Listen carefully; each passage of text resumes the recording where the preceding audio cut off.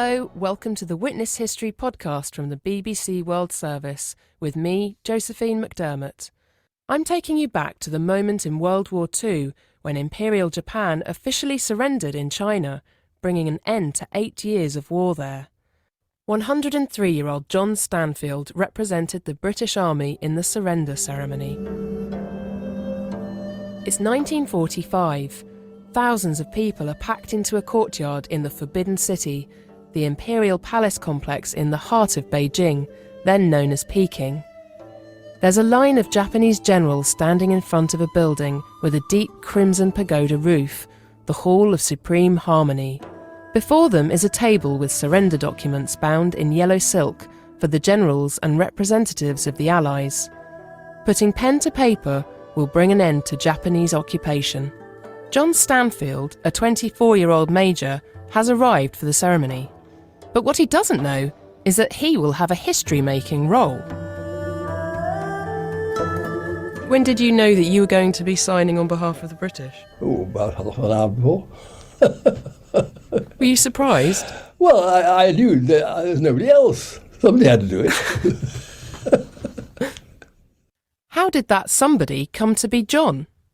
His story starts in 1941, when he joined the British military corps that sets up ways to communicate in combat.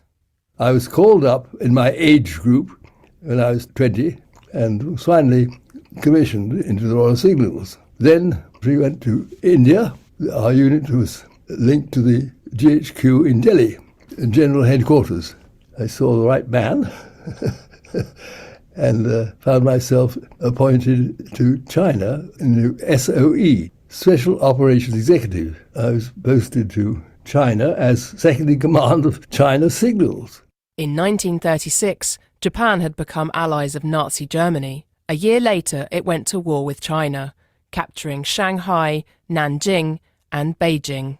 Worse even than a military defeat, the most serious blow to China's moral prestige is the occupation of her ancient capital by Japan's armies. The Japanese had control of all the coast of China. It had also captured Burma Road. British and Chinese are working in close liaison with each other in the vital struggle to stem the savage Japanese thrusts. By the end of July 1945, the Second World War in Europe was over. An Allied invasion of Japan was imminent.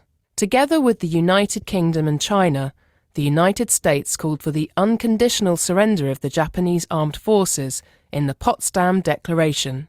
The alternative was described as prompt and utter destruction, which then followed with the use of an atomic bomb over Hiroshima on the 6th of August. Scientists, British and American, have made the atomic bomb at last. The first one was dropped on a Japanese city this morning. It was designed for a detonation equal to 20,000 tons of high explosives. 3 days later, another bomb was dropped over Nagasaki. It's estimated a total of 214,000 people were killed in both strikes. The official US justification for the dropping of the 2 atomic bombs was to force the Japanese government to surrender, which it did on the 14th of August 1945.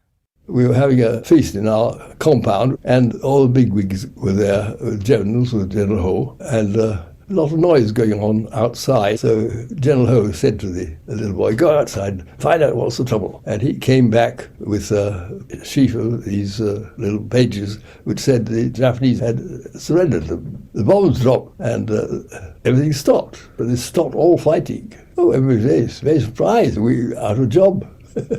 In this united newsreel, US President Harry Truman announces a message received from the Japanese government. I deem this reply a full acceptance of the Potsdam Declaration, which specifies the unconditional surrender of Japan. General Douglas MacArthur has been appointed the Supreme Allied Commander to receive the Japanese surrender. Great Britain, Russia, and China will be represented by high-ranking officers.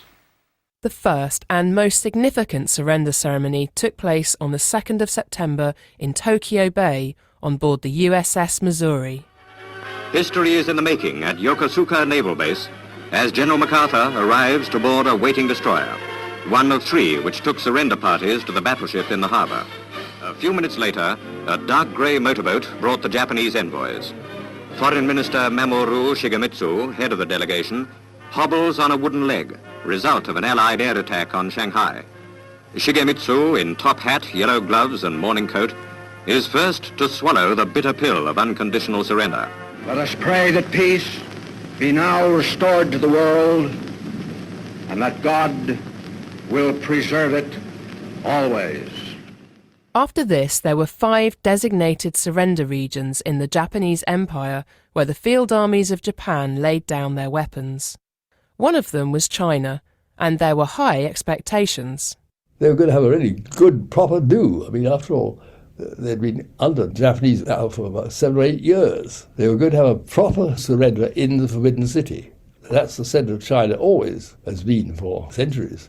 John, who was in Xi'an establishing wireless stations, would travel 600 miles to Beijing with 2 other British servicemen for the ceremony. We went in a plane to Peking and met by Chinese generals, all in their best swords and everything. And I was pretty well in rags. I came in my summer uniform.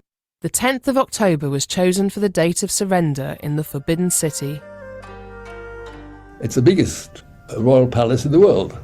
And that means that lots and lots and lots of buildings, and all in wonderful colours. This is the centre of China.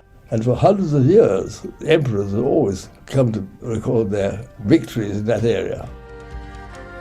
In front of the Grand Coronation Palace, those 4 flags, China, of course, Britain, United States, and Russia. Once they all settled down, the general in charge called the Japanese representative to come forward, you see. And they came forward, and through this terrific crowd, enormous crowd of people there, hundreds of thousands, and they marched through this enormous corridor, and they first of all had to surrender their swords, and that's a very big thing, actually. They surrender their honour. It's a magnificent sight, wonderful sight. What were the swords like? Very nice, long, curved swords.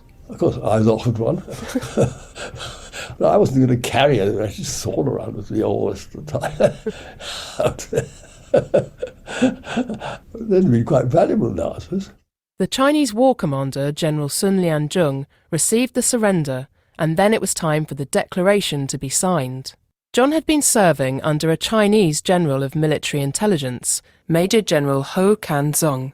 But as a major in the Royal Signals, he found himself to be the most senior British representative there, and so the duty fell to him to sign for the British. General Ho, my general, escorted me to sign the surrender documents, 4 sets of them, and all a bit of a scrum, but I signed. What did it feel like? Well, magnificent sunshine, lovely place, beautifully decorated, but a lot of noise when the Japanese were called forward. I mean, after all, they'd been bosses for 7 or 8 years, and now they're going to be humiliated, giving up all their swords. It's impossible to realise the enormity of that. It's very moving in a way. Yes. After the Japanese occupation, there were 4 years of civil war before China became the People's Republic under Communist leader Mao Zedong. John Stanfield became a Methodist minister after graduating from Cambridge University. He is the only British person alive today who was there at that surrender in Beijing. John Stanfield was speaking to me, Josephine McDermott, for the Witness History podcast from the BBC World Service. If you've enjoyed listening, why not leave us a review? And please share it with anyone you think would like to hear it.